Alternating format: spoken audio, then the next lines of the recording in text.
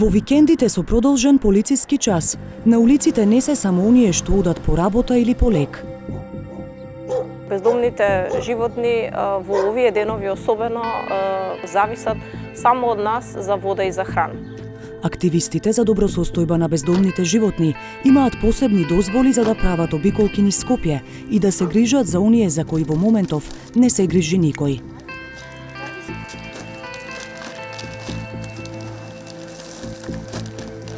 За разлика од другите држави каде што ја имаат дури ангажирано и војската и полицијата да ги ранат животните надвор од населените места, кај нас се уште мислам дека не сме стигнати на тоа ниво.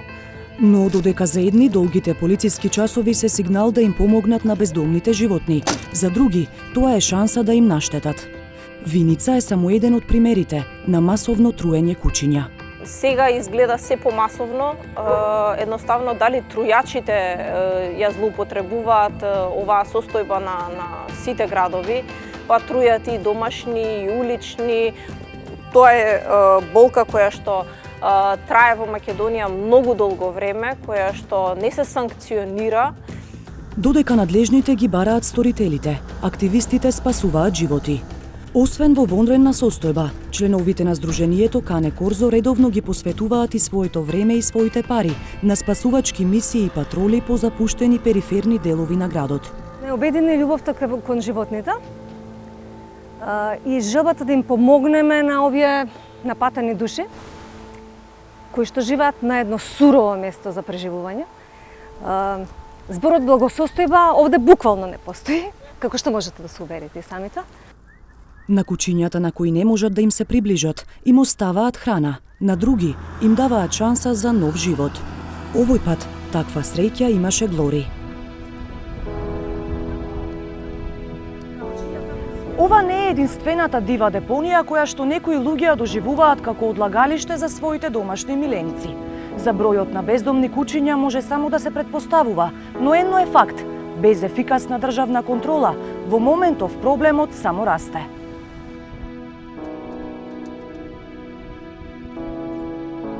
Државата малку сериозно да го свати овој проблем и да се реши ова еднашка за секогаш. Затоа што не е во наша моќ ова да го решиме. Ние само ги поправаме последиците од сева. Додека во Скопје не проработи новиот државен стационар, активистите привремено ги чуваат кучињата во своите домови. Во дворот на Ивана има повеќе од 50 кучиња. Еден дел од нив целиот живот го минале на улица, но други се тука поради неодговорни газди. Добро утро! Ове кај сте бе срекички бе?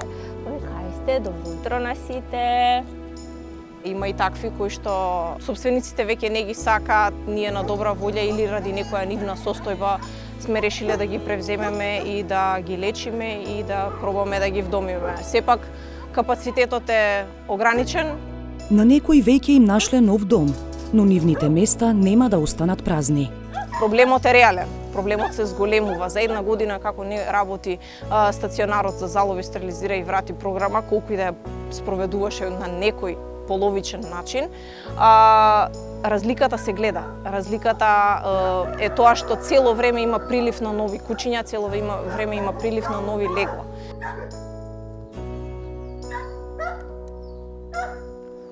Дел од нив живеат на депонијата кај некогашниот озлогласен стационар Вардариште, кој до лани го водеше комунална хигиена.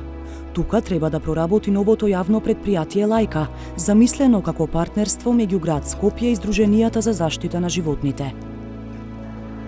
Но зошто стационарот не е готов? Директорката ни одговори дека подготовките се при крај. За зголемениот број бездомни кучиња во меѓувреме, од градот велат дека најголем проблем се неодговорните сопственици, поради што имале кампања за бесплатно чипирање на домашните миленици. За неидентификување на миленикот со микрочип, согласно одредбите од Законот за идентификација и регистрација, казната изнесува од 100 до 150 евра во денарска противредност за физички лица и 1000 евра за правните лица.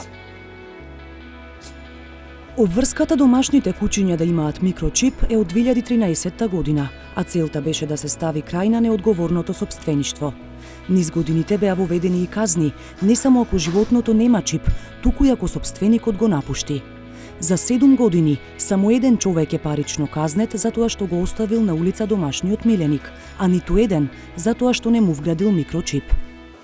До сега сите тие лица кои што значи затекнато или по пријава е кажано дека не е микрочипиран домашниот миленик, се поминале со едукација затоа што веднаш посем тоа истите го имат и микрочипиран домашниот миленик и активноста беше таква да бесплатно се извршуваше микрочипирањето на домашниот миленик.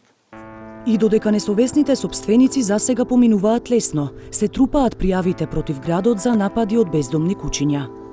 Според податоците што ги обезбедивме од Министерството за внатрешни работи, во 2016 година имало 68 пријави од граѓани кои биле нападнати од бездомни кучиња во Скопје. До 2019 година оваа бројка се зголемила речиси 10 пати на 618 пријави. Трендот се уште расте, бидејќи само во првите 3 месеци годинава веќе има безмалку 200 пријави. Не може да се пресмета колкав удел во оваа статистика има изголемената свест на граѓаните, но факт е дека судските пресуди ја празнат градската каса. На хартија Атанасов решението го гледа во новиот закон кој заглави во собранието, а со кој е предвидена поголема контрола и на дивите одгледувачници на кучиња.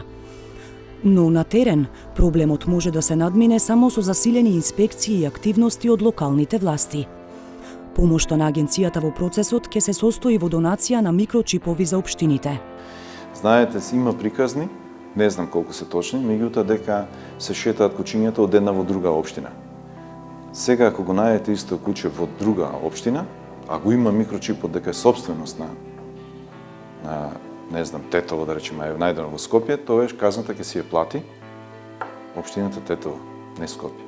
Општините кои немаат прифатилишта ќе треба да ги идентификуваат и стерилизираат животните во соработка со ветеринарите, но до тогаш тие остануваат исклучени од приказната. Се додека предлозите се така малку неоформени и секој сака половично до никаде да заврши работата, ефект нема да има.